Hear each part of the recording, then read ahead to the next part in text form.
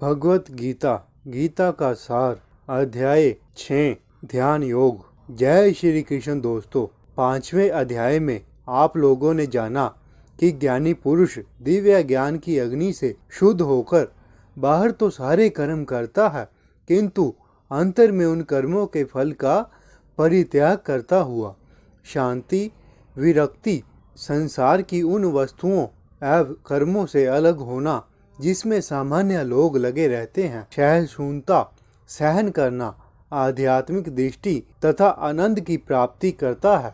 और अब अध्याय 6 ध्यान योग। श्री भगवान ने कहा, जो पुरुष अपने कर्म फल के प्रति अनासक्त है और जो अपने कर्तव्य का पालन करता है, वही सन्यासी और असली योगी है। वह नहीं जो ना तो अग्नि जलाता है और ना कर्म करता है पांडुपुत्र, जिसे सन्यास कहते हैं उसे ही तुम योग अर्थात पर ब्रह्मा से युक्त होना जानो, क्योंकि इंद्रिय तृप्ति के लिए इच्छा को त्यागे बिना कोई भी योगी नहीं हो सकता। अष्टांग योग के नव साधक के लिए कर्म साधन कहलाता है और योग सिद्ध पुरुष के लिए समस्त भौतिक कार्यकलापों का परित्याग ही साधन कहा जाता है। जब कोई पुरुष समस्त भौतिक इच्छाओं का त्याग करके ना तो इंद्रिय तृप्ति के लिए कार्य करता है और ना सकाम कर्मों में प्रवृत्त होता है, तो वह योगारूढ़ कहलाता है। मनुष्य को चाहिए कि अपने मन की सहायता से अपना उद्धार करे और अपने को नीचे ना गिरने दे। यह मन बद्ध जीव का मित्र भी है और शत्रु भी। जिसने मन को जीत लिया है उसके लिए मन सर्वश्रेष्ठ मित्र है, किंतु जो ऐसा नहीं कर पाया इसके लिए मन सबसे बड़ा शत्रु है। जिसने मन को जीत लिया है उसने पहले ही परमात्मा को प्राप्त कर लिया है, क्योंकि उसने शांति प्राप्त कर ली है। ऐसे पुरुष के लिए सुख दुख, सर्दी गर्मी एवं मान अपमान एक समान है। वह व्यक्ति आत्म साक्षात्कार को प्राप्त तथा योगी कहलाता है, जो अपने अर्जित ज्ञान तथा अनुभूति से पूर्णतः संतुष्ट रहता है। ऐसा व्यक्ति आध्यात्म को प्राप्त तथा जितेंद्रिय कहलाता है। वह सभी वस्तुओं को, चाहे वह कंकड़ हो, पत्थर हो या कि सोना, एक समान देखता है। जब मनुष्य अपने हितैषियों, प्रिय मित्रों, संबंधियों, शत्रुओं तथा मित्रों को एवं पुण्य आत्माओं, पापियों को सम्मान भाव से देखता है, तो वह और भी उन्नत हो जाता है। योगी को चाहिए कि वह सदैव अपने शरीर, मन तथा आत्मा को परमेश्वर में लगाए, एकांत स्थान में रहे और बड़ी सावधानी के साथ अपने मन को वश में करे। उसे समस्त आकांक्षाओं तथा संग्रह भाव से मुक्त होना चाहिए। योगाभ्यास के लिए योगी एकांत स्थान में रहकर भूमि पर कुशा बिछा दे, फिर उसे मृगशाला से ढके और ऊपर से मुलायम वस्त्र बिछा दे। आसन ना तो बहुत ऊंचा हो ना बहुत नीचा, यह पवित्र स्थान में स्थित हो। योगी को चाहिए कि इस पर दृढ़ता पूर्वक बैठ जाए और मन, इंद्रियों तथा कर्मों को वश में करते हुए तथा मन को एक बिंदु पर स्थित करके हृदय को शुद्ध करने के लिए योगाभ्यास करे। योगाभ्यास करने वाले को चाहिए कि वह अपने शरीर, गर्दन तथा सर को सीधा रखे और नाक के अगले सिरे पर दृष्टि लगाए। इस प्रकार वह अविचलित तथा दमित मन से, भय रहित विषय जीवन से पूर्णतः मुक्त होकर अपने हृदय में मेरा चिंतन करे और मुझे ही अपना चरम लक्ष्य बनाए। इस प्रकार शरीर, मन तथा कर्म में निरंतर संयम का अभ्यास करते हुए संयमित मन वाले योगी को इस भौतिक अस्तित्व की समाप्ति पर भगवत धाम की प्राप्ति होती है। अर्जुन, जो अधिक खाता है या बहुत कम खाता है, जो अधिक सोता है अथवा जो प्राप्त सोता नहीं, उसके योगी बनने की कोई संभावना नहीं है। जो खाने, सोने, आमोद प्रमोद तथा काम करने की आदतों में नियमित रहता है, वह योगाभ्यास द्वारा समस्त भौतिक क्लेशों को नष्ट कर सकता है। जब योगी योगाभ्यास द्वारा अपने मानसिक कार्यकलापों को वश में कर लेता है और अध्यात्म में स्थित हो जाता है, अर्थात समस्त भौतिक इच्छाओं से रहित हो जाता है, तब वह योग में सुस्थिर कहा जाता है। जिस प्रकार वायु रहित स्थान पर दीपक हिलता डुलता नहीं, उसी प्रकार जिस योगी का मन वश में होता है वह ध्यान में सदैव स्थिर रहता है। सिद्धि की अवस्था में, जिसे समाधि कहते हैं, मनुष्य का मन योग अभ्यास के द्वारा भौतिक मानसिक क्रियाओं से पूर्ण संयमित हो जाता है। इस सिद्धि की विशेषता यह है कि मनुष्य शुद्ध मन से अपने को देख सकता है और अपने आप में आनंद उठा सकता है। उस आनंदमयी स्थिति में वह दिव्य इंद्रियों द्वारा असीम दिव्य सुख में स्थित रहता है।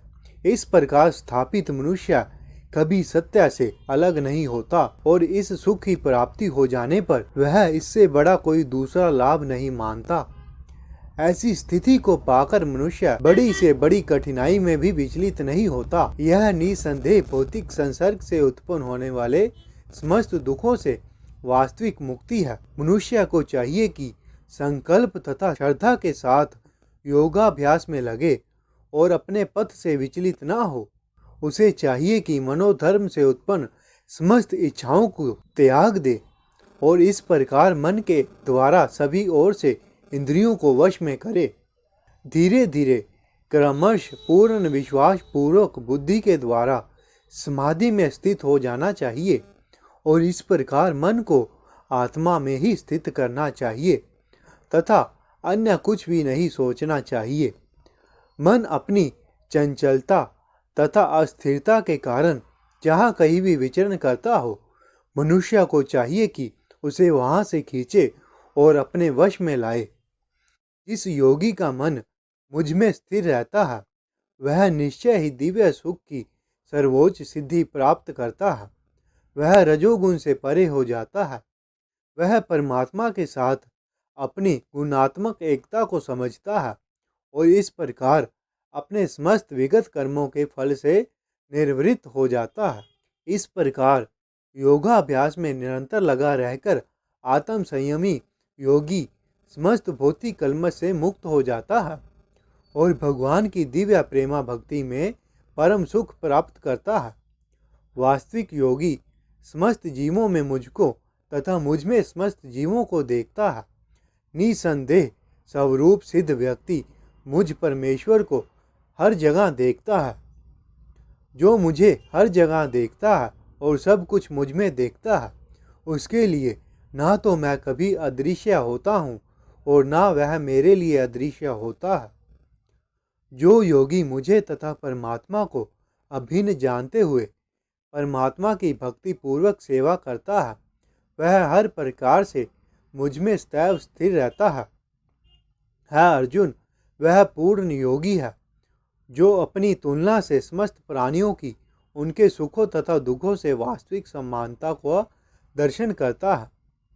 अर्जुन ने कहा, है मधुसूदन, आपने जिन योग पद्धति का संक्षेप में वर्णन किया है वह मेरे लिए अव्यवहारिक तथा असहनीय है, क्योंकि मन चंचल तथा अस्थिर है श्री कृष्ण, क्योंकि मन चंचल हठीला अत्यंत बलवान है।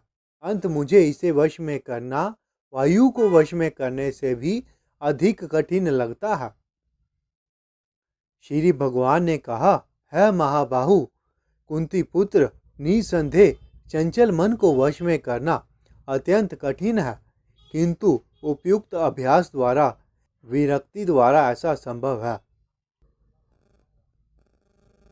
जिसका मन उच्छल है, जिसके लिए आत्म साक्षात्कार कठिन कार्य होता है, किंतु जिसका मन संयमित है और जो समुचित उपाय करता है उसकी सफलता ध्रुव है, ऐसा मेरा मत है। अर्जुन ने कहा, है श्री कृष्ण, उस असफल योगी की गति क्या है जो प्रारंभ में श्रद्धा पूर्वक आत्म साक्षात्कार की विधि ग्रहण करता है, किंतु बाद में भौतिकता के कारण उसे विचलित हो जाता है और योग पद्धति को प्राप्त नहीं कर पाता। है महाबाहु कृष्ण, क्या ब्रह्मा प्राप्ति के मार्ग से भ्रष्ट ऐसा व्यक्ति आध्यात्मिक तथा भौतिक दोनों ही सफलताओं से चूक नहीं जाता और छिन्न भिन्न बादलों की भांति विनिष्ट नहीं हो जाता, जिनके फल स्वरूप उसके लिए किसी लोक में कोई स्थान नहीं रहता। है श्री कृष्ण, यही मेरा संदेह है और मैं आपसे इसे पूर्ण रूप से दूर करने की प्रार्थना कर रहा हूँ। आपके अतिरिक्त अन्य कोई ऐसा नहीं है जो इस संदेह को नष्ट कर सके। भगवान ने कहा, है पृथापुत्र, कल्याण कार्यों में निरत योगी ना तो इस लोक में और ना परलोक में ही विनाश होता है मित्र, भलाई करने वाला कभी बुरे से पराजित नहीं होता। असफल योगी पवित्र आत्माओं के लोगों में अनेकानेक वर्षों तक भोग करने के बाद या तो सदाचारी पुरुषों के परिवार में या कि धनवानों के कुल में जन्म लेता है, अथवा वह ऐसे योगियों के कुल में जन्म लेता है जो अति बुद्धिमान है। निश्चय ही इस संसार में ऐसा जन्म दुर्लभ है कुरुनंदन। ऐसा जन्म पाकर वह अपने पूर्व जन्म की दैवी चेतना को पुनः प्राप्त करता है और पूर्ण सफलता प्राप्त करने के उद्देश्य से वह आगे उन्नति करने का प्रयास करता है। अपने पूर्व जन्म की देवी चेतना से वह ना चाहते हुए भी अपने आप योग के नियमों की ओर आकर्षित होता है।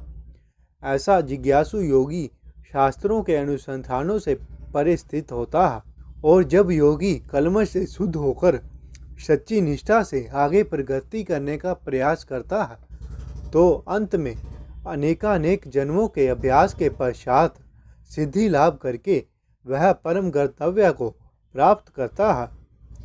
योगी पुरुष तपस्वी से, ज्ञानी से तथा सकाम कर्मी से बढ़कर होता है।